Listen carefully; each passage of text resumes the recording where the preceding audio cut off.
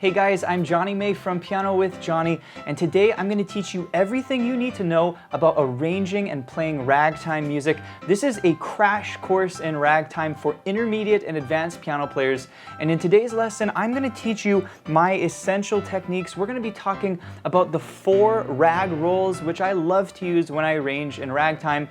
They are the forward rag roll, the reverse rag roll, the 8th note roll, and the triplet roll. I'm going to break down each of these rolls, show them to you very slowly. I'm going to teach you different ways that you can practice each of them, and then I'm going to teach you how to apply each roll to the tune Mary Had a Little Lamb, which is a very simple tune you can use. We're going to work through the tune using each rag roll, and then at the very end of the lesson we're going to talk about mixing and matching rag rolls, which is really the end goal of playing ragtime. We're going to talk about the left hand stride pattern. We're going to talk about the ideal range for playing the chords, ideal range for the bass, and we're going to talk about strategies for accuracy, how to play the left hand stride pattern accurately. And then we're going to talk a lot about ragtime. We're going to talk about bass walk-ups, how to walk in between chords. We're going to talk about fills in the right hand, which we call ornaments. Guys, there is a ton in this lesson. This is a crash course, and by the end of the lesson you're going to be able to play Mary Had a Little Lamb in ragtime. This is what it sounds like. It sounds pretty dang cool.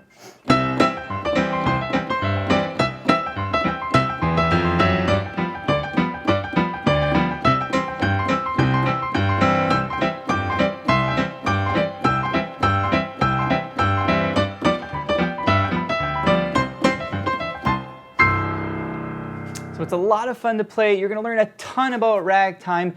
And again, this is for intermediate, advanced piano players. If you're more on the beginner side, I've got the beginner intermediate crash course in ragtime. So be sure to check that out on PianoWithJonny.com. Now this is a preview course, so you're going to learn a portion of the lesson, but if you want to find the full-length lesson, you can get it at PianoWithJonny.com. So let's go ahead and start the lesson.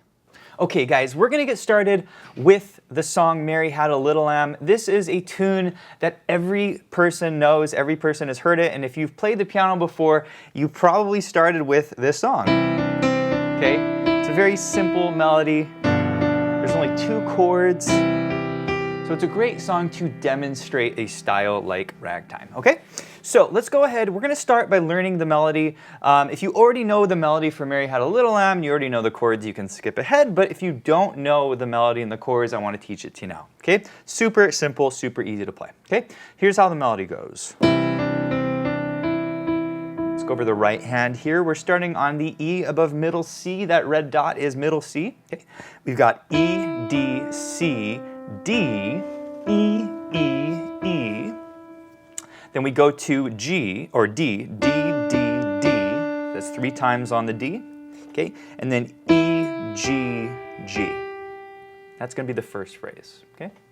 All right, let's go to phrase number 2, much like the first phrase. E, D, C, D, E, E, E, E. That's 4 times on the E.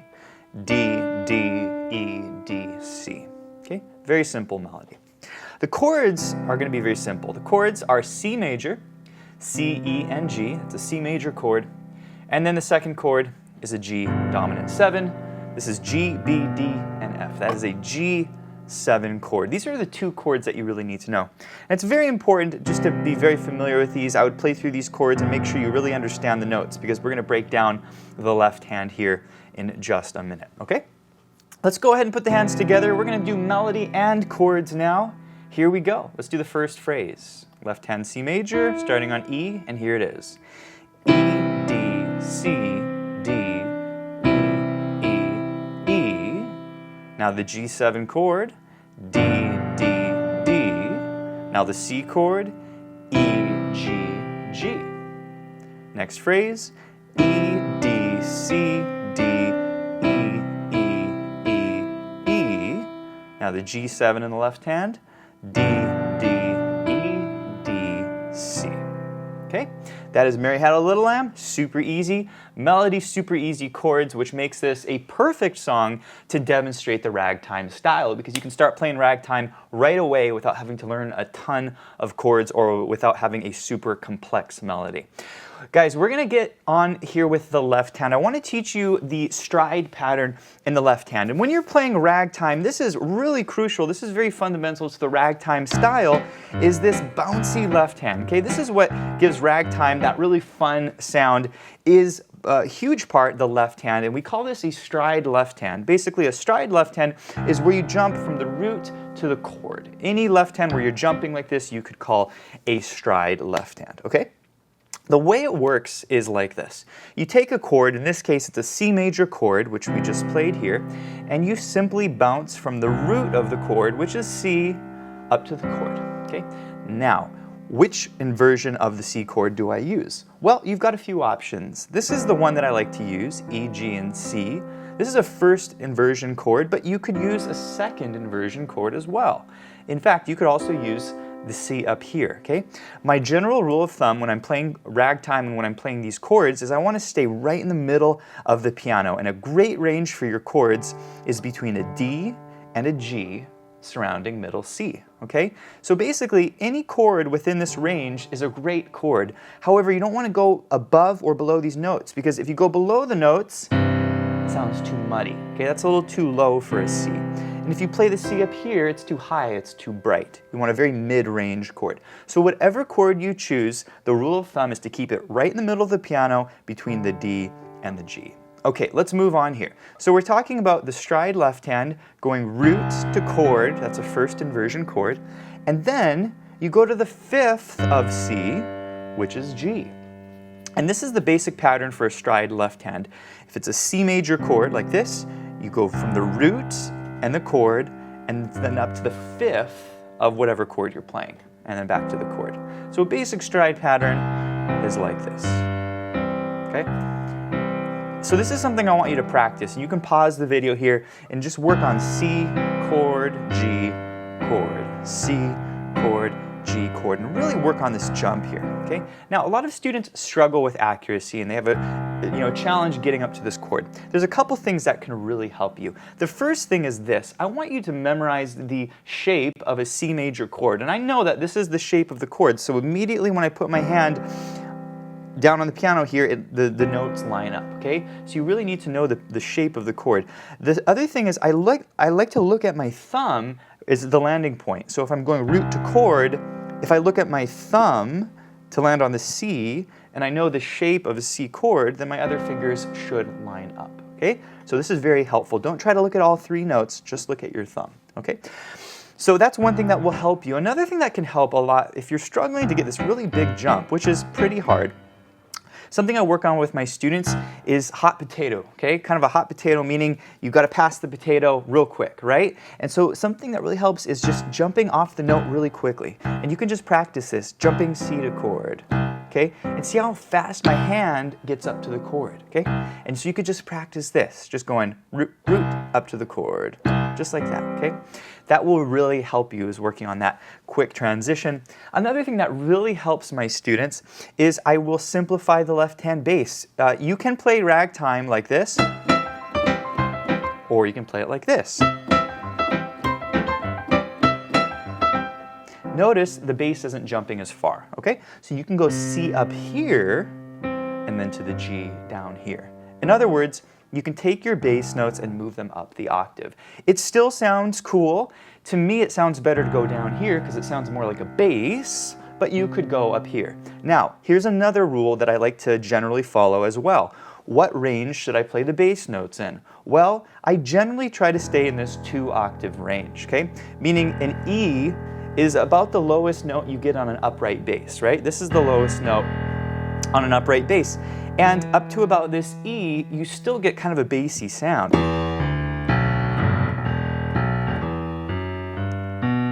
Okay, that sounds like a bass, but when you get above the E, it doesn't sound very bassy. So keep your root between these notes, and then you can pick whatever root you want. Like on the C chord, the C sounds great, okay? So 2 general rules of thumb, once again, keep your bass notes between this range, keep your chords between this range, okay? So let's go back to the music here. I just want you to practice your C, and I want you to try to get it up to kind of a medium tempo. A great tempo for ragtime is about here. Boom, chick, boom, chick, boom, chick, boom, chick. okay? That is a very solid tempo, okay? So if you can play along with me here, you're doing great. I think that is an excellent goal. Let's move on here and talk about the second chord in this tune, which is a G dominant 7, which is here, okay? Now for this chord, I start here on the low G, and then I move up to a G7, F, G, and B, which is right here, okay? Now, this is an inversion of a G7 chord, okay? You can use other positions on the G7. You could use a higher position up here, okay? You can use like this. You can, and these are 4-note chords, by the way. So you can use the full G7 chord like this. I like to use a 3-note chord. And the reason I like to do this is because when I'm jumping root to chord, it frees my pinky up. It gives it a little break, right? If I use my pinky on the full chord, then I have to go down to this root and then the pinky again. That's very fatiguing for the pinky, okay? So on the chord, just use these top 3 fingers, 3, 2, and 1, and that frees your pinky up to go to the root, okay? So this is the G7 chord, and it's a nice jump, okay? You're not jumping really high, it's not like way up there, okay? Very simple for students to play. You could also use that for your chord.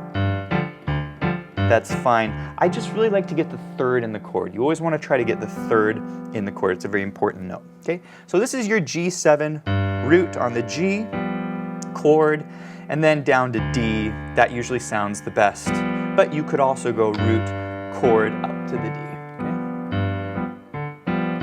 It's up to you, okay? That sounds a little bassier, that's a little easier, okay? Now, going back to tempo, boom, chick, boom, chick, boom, chick, boom, chick. That is a great ragtime tempo. You can even go a little slower. You can do it about here.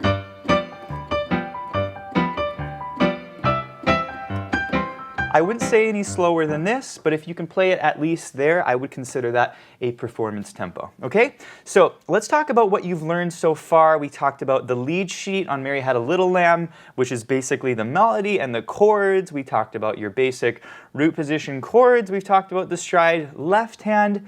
Make sure this is rock solid because the next section of this lesson, we're going to be talking about the rag rolls, which are on the right hand. And you really want to make sure those left hand chords are solid because at the end of this lesson, what we're going to do is we're going to combine all of the elements. We're going to combine the right hand rag rolls with the left hand stride pattern. So make sure the left hand is rock solid. And next, we're going to talk about those rag rolls in the right hand. You've got 4 rag rolls that you're going to be learning to play ragtime. I'm super excited, so great job. Okay, you're doing a great job. Let's talk about what you've learned so far. So we learned Mary Had a Little Lamb, you learned the chords, you learned the melody, we talked about the basic root position chords, we talked about the stride pattern, and next you're gonna learn the 4 rag rolls. These are the rag rolls that you need in order to play ragtime, and the first one you're gonna learn is the forward rag roll. This is the most important rag roll. I use it most of the time when I'm playing ragtime, so this is the one that I like to teach my students first, okay? Let me show you what the forward rag roll sounds like.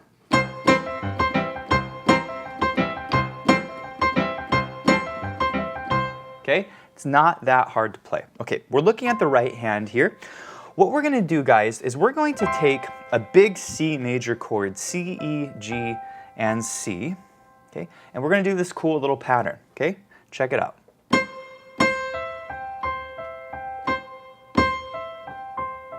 So what we're doing here, and go ahead and play along with me, we've got 2 C octaves, and then we go E, G, C octave, E, G. That's it, that's the forward rag roll. Let's do it again. That's it, forward rag roll, okay? And what you want to do is you want to loop this.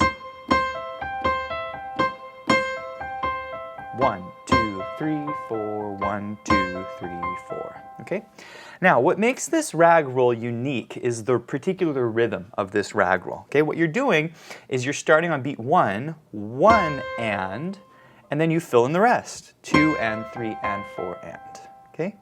So there's a little gap there after beat 1, 1, 2, 3, 4, 1, 2, 3, 4. So you got to remember this, for the forward rag roll, it's a hit on beat 1 and then fill on beat 2. Does that make sense? Okay, so here's something very important that I want you to understand about ragtime. Whenever you play a rag roll, you can think of the octave C as your melody note, and then these little internal notes as you filling in the chord, okay? So check it out. We're gonna play the rag roll. And you're gonna notice that each time we repeat the rag roll, 1, 2, 3, 4, we're gonna play that octave 3 times. 1 and 2 and 3 and 4 and, okay? So those outer notes are the melody, the inner notes fill in the chord, and you basically have 3 opportunities on each measure to play a melody note, okay? You have beat 1, 1, 2, you have beat 2, and 3, and 4, and, okay? So you can play a melody note on beat 1, on beat 2, and on the and of beat 3. And this is the way you take melodies and you play them in the ragtime style, is basically whenever the melody moves, right, you can play the melody on either any one of those beats, on beat 1, on beat 2, or on the and of beat 3. Okay, so this is very important, and we're gonna work on basically some exercises that will help you with this, okay? Now, what if your melody was an E and your chord is C? Okay, well, what do? Well, you move up to this E position up here, and you put G and you put C in the middle. Okay, so this is a C major chord, and basically we apply the rag rule here.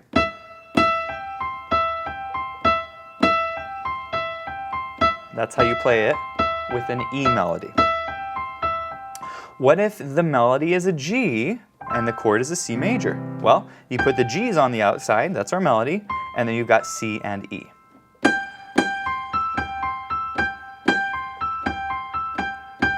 Okay, so hopefully this is making a little bit of sense.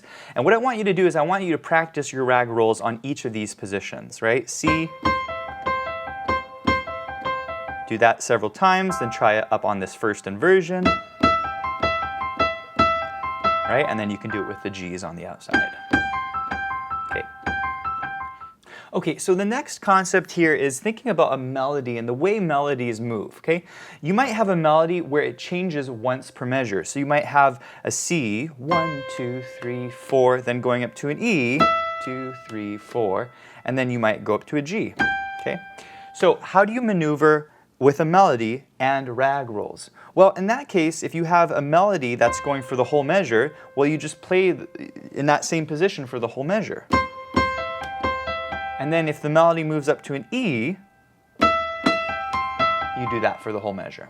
Does that make sense? So if a melody went bum, bum, okay? Here's where it gets tricky. What if the melody moves mid-measure? What if the melody goes 1, 2, 3, 4, meaning the melody moves up on beat 3? Well, when would you go up to that new position? Well, this is what I was talking about earlier. Hey, I hope you enjoyed this preview lesson, and if you want the full-length lesson, you can find it at PianoWithJonny.com. And if you enjoyed this lesson, we have lots of other lessons in a ragtime piano, stride piano, jazz, boogie-woogie, blues. Also, be sure to check out the Piano with Jonny membership. This gives you access to all of the video courses, a huge selection of sheet music. Our members get to participate in our live monthly events. We do a live Q&A and a live workshop every single month where you can ask me your practice questions, and we have an amazing member community that are here to encourage and motivate you along your journey. So be sure to check out the membership. Thanks so much for watching this course, and I'll see you in the next one.